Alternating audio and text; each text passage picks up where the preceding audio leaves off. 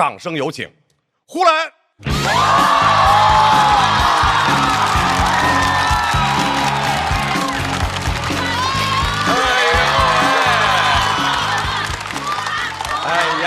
谢。哎呀，我知道你们很热情，但是非常抱歉啊，今天新年第一天，让你们来看了这么个阵容。这都不是有名没名的问题了，我都感受到我去上那些综艺，那些偶像的粉丝看到我之后那个感受。谁呀这是？一开始是这么跟我说，他说跟我说这期有刘晓庆、张纪中，问我来不来，我说来呀，太好了。结果一来，就跟那个点外卖是一样的，对吧？就那么2块肉全放上面了。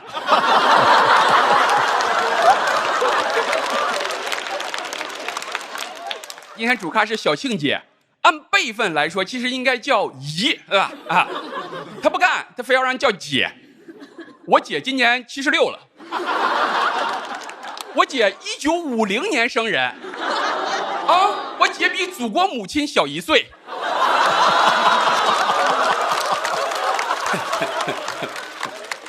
哎，小庆姐呢？你说真的看着不像是70多岁的，你说是50、60岁吧，没毛病啊。但总有人忽悠她说：“哎呀，你演的20多岁的人，我们都看不出来。”姐，我今天说句实话呢，能看出来。我觉得就是因为他们总忽悠她，整的小庆姐现在戏路越来越广，是吧？10几年的时候还演20多岁的角色，前年开始演18的了。剧里面18岁少女大婚，盖着一个红的那个红盖头，出嫁，还一群人说：“哎呀，看不出来，看不出来。”谁家结婚说好了18，来了个76的，然后还看不出来呢？我们小子忘了。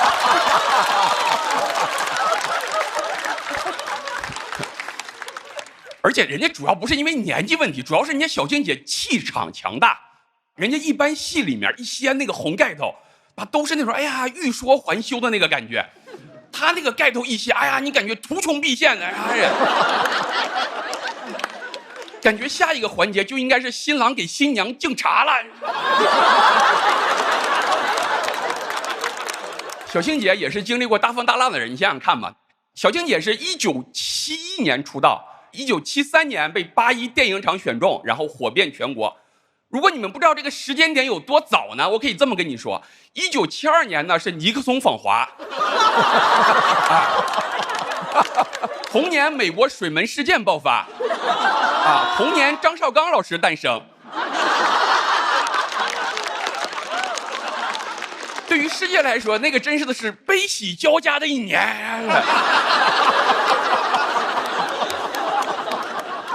时间继续往后推，1983年那一年，小庆姐是主持了第1届央视春晚，不是说她去演了个节目，她主持央视春晚的主持。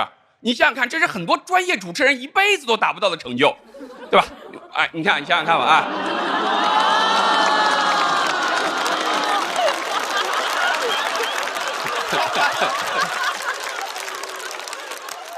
不是我一直想损张老师，主要是其他人年纪太小，70、80年代只有张老师的时间线跟小庆姐有交集。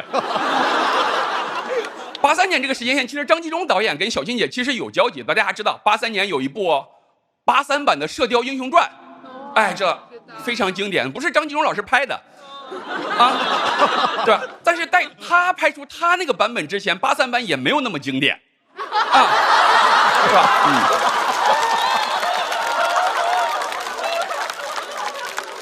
看过吗？看过张导拍的那部《射雕英雄传》吗？我天，郭靖只是憨厚，他不是傻子，他直接给别人拍成傻子。郭靖一说话都是那种蓉儿，我不知道，这哪是郭靖，这不是蜡笔小新吗？哎呀！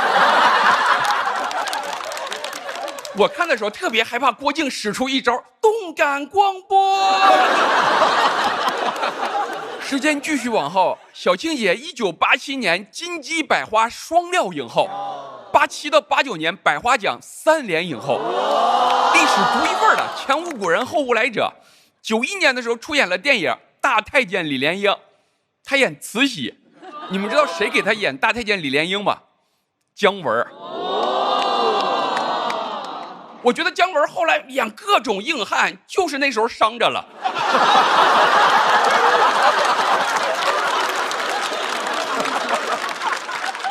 就是这几年，小庆姐在电影界一路高歌猛进的时候，其他嘉宾陆续出生了。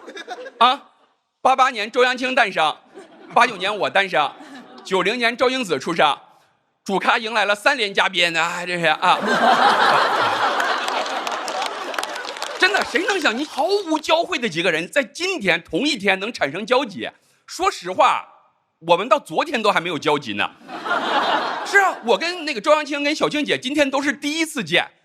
更加神奇的是，周扬青跟小庆姐今天也是第一次见，没有任何交集。就这种毫无关联的程度，让我想起来了曾经的一期节目，主咖是萧亚轩，嘉宾是赵四。说他俩都是亚洲舞王。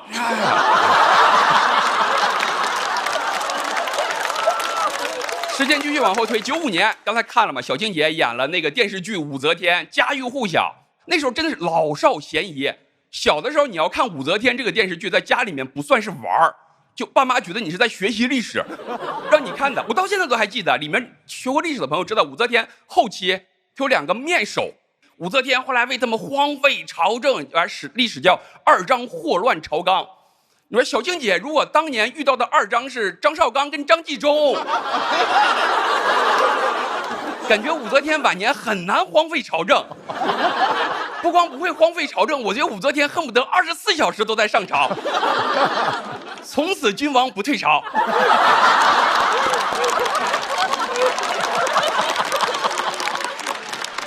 历史书就会写，晚年的武则天因为无法忍受后宫的嘈杂与油腻，奋发图强，开创了贞观之治之后的又一个盛世，对吧？然后武则天去后宫一看，哎呀，铜雀春深锁2章。锁2章。这都是开玩笑的，要开玩笑。历史不能假设，但还好历史不能假设了。95年的时候，小庆姐还出了一本自传，刚才看了，叫《电影明星到亿万富姐》，特别好卖。然后20年后，15年的时候，她又出了本自传，叫《人生不怕，从头再来》。咱不说这中间发生什么了，你想想看，一个人越说不怕什么，他一定是经历了什么，是吧？姚明不会写本书说，哎呀，人生不怕长得矮，对吧？只有武大郎会写本书叫《人生不怕长得矮》。但我觉得小庆姐2015年这本自传特别励志，物以类聚，人以群分。小庆姐这些年后面遇到的这些伙伴都是那种特别励志的类型，都是特别励志。你想看牛仔的，牛仔这是他这几年遇到的朋友，参加的是《青春有你》，大家知道那是一个前9名能够出道的比赛，牛仔在排47。你知道吗？你想安慰他，你都不知道说点什么，毫无争议的落败了，甚至都没有留下来什么遗憾，真的没什么好安慰的。你只能说，在那一刻，所有的付出和汗水都没有得到回报。但无所谓啊，你看人家经过自己的努力，去了一路繁华，把姐姐们照顾得非常开心。而且你想在那么恶劣的综艺环境下生存了下来，很难的。你们看过那个生存环境多恶劣，对吧？你需要察言观色，审时度势，挑拨离间。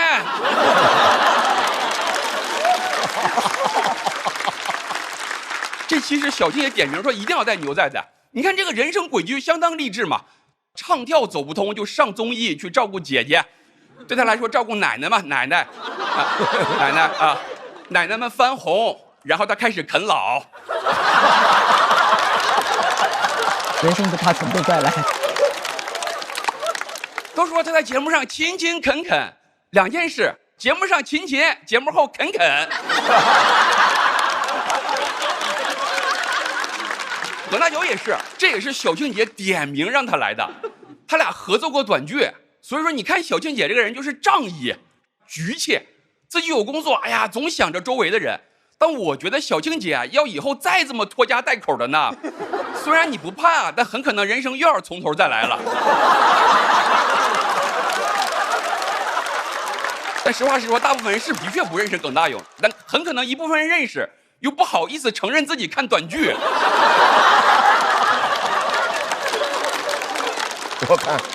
我看，又假装不认识。我耿大勇我特别好，我就给人的感觉就特别的亲切。刚才我还问他，我说后面有什么工作安排呢？他说明天会去看看东方明珠。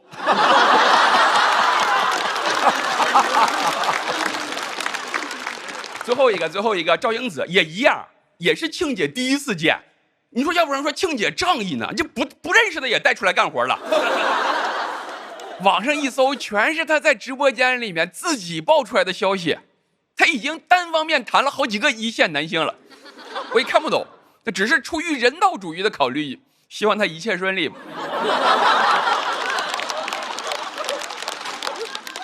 我真觉得下一次你可以在那个视频的左下角标一下，该内容疑似使用 AI 技术合成。最后想说一下，你想想看，小庆姐这个人生跨度，从尼克松访华到 AI 席卷全球，厉害对吧？技术可以更新，版本可以迭代，但生命力必须顽强。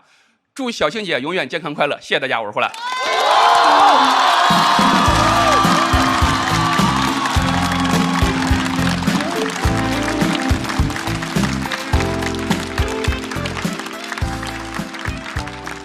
呼兰，我是没主持过春晚，我也没去过，一样的。谢谢你把后边一句话说出来了。对呀，你也没去过，一个没去过的说另外一个没去过的，有意思吗？啊，我们小慧去过。